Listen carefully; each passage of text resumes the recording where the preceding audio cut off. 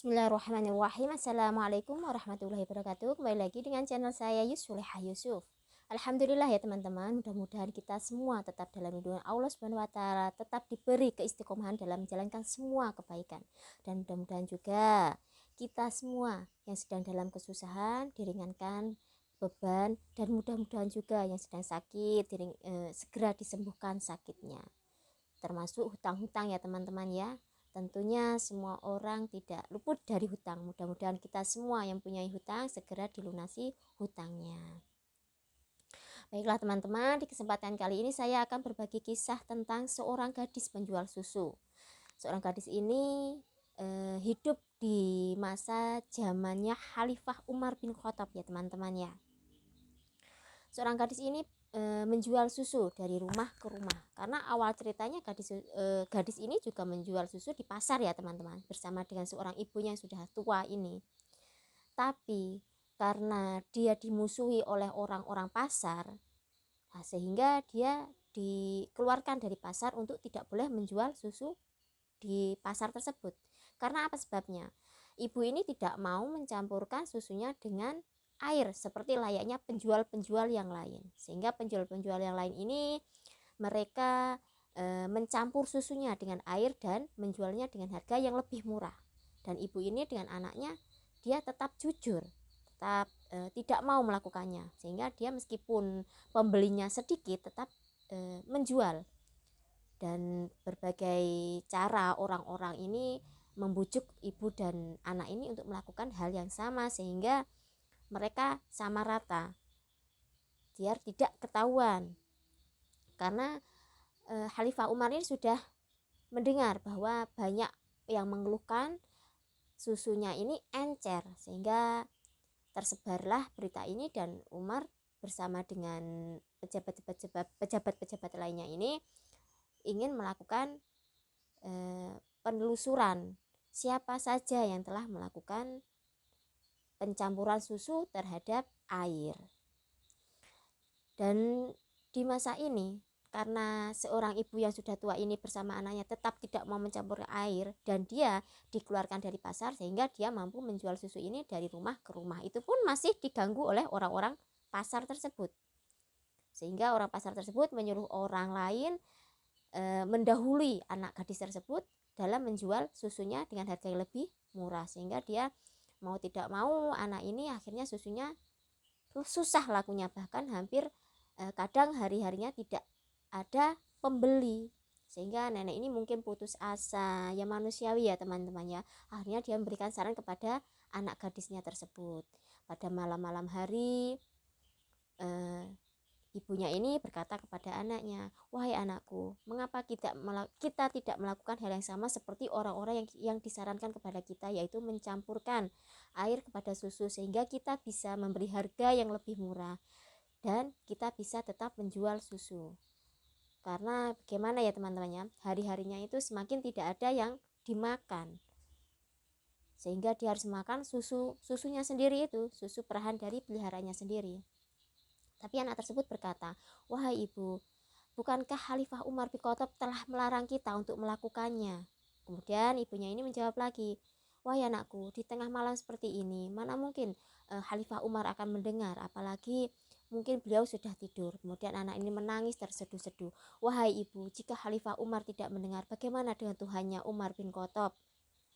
Saya sangat takut ibu." Akhirnya ibu ini tersadar dan dia beristighfar dan minta ampun kepada Allah. "Benar anakku, apa yang kamu katakan. Ibu telah salah. Ibu telah terpengaruh dan lalai." Akhirnya anak ini menangis bersama ibu ini dan sambil beristighfar meminta maaf. Dan di waktu yang sama itu, percakapan mereka ini didengar oleh Umar bin Khattab, yang dari tadi telah menguping pembicaraan mereka. Karena seperti biasa, kebiasaan Umar bin Khattab itu selalu menelusuri daerah yang dipimpinnya sampai ke pelosok-pelosok bersama dengan para pengawal-pengawalnya ataupun sahabatnya. Dan akhirnya Umar bin Khattab pulang, kemudian menawari menikah salah satu anaknya, siapa yang mau menikah kepada seorang gadis ini. Akhirnya anaknya terdiam, dan kemudian salah satu anak Umar bin Khattab yang bernama dengan Asim ini mengatakan, saya mau ayah. Akhirnya besok paginya Umar bin Khattab ini mendatangi rumah nenek, bukan nenek ya, ibu tua ini dan melamar anak gadisnya. Sehingga ibu yang tua ini kaget, bagaimana seorang khalifah melamar anaknya, sedangkan kita adalah seorang rakyat biasa, rakyat yang miskin, bagaimana Anda melamar anak saya? Akhirnya Umar bin Khattab mengatakan bahwa beliau telah mendengar percakapan antara ibu dan anak di waktu dini hari. Dia kagum terhadap kesolehan anak tersebut, sehingga dia ingin mengambil anak tersebut sebagai anak mantunya. Demikian ceritanya teman ya. Jadi hikmah dari kejujuran anak ini adalah dia menjadi menantunya Umar bin Khattab, seorang khalifah. Ini sangat sulit teman-teman, karena jujur ini sangat sulit sekali, apalagi di masa-masa itu, masa-masa yang sulit, masa yang banyak musuhnya. Tapi dimanapun berada kita berbuat baik memang seperti itu, pasti banyak musuhnya. Oleh karena itu kita harus tetap tegar, tetap yakin bahwa Allah Maha mengetahui. Apalagi hidup ini hanyalah sangat singkat ya teman-teman. Mau berapa tahun kita hidup di dunia ini?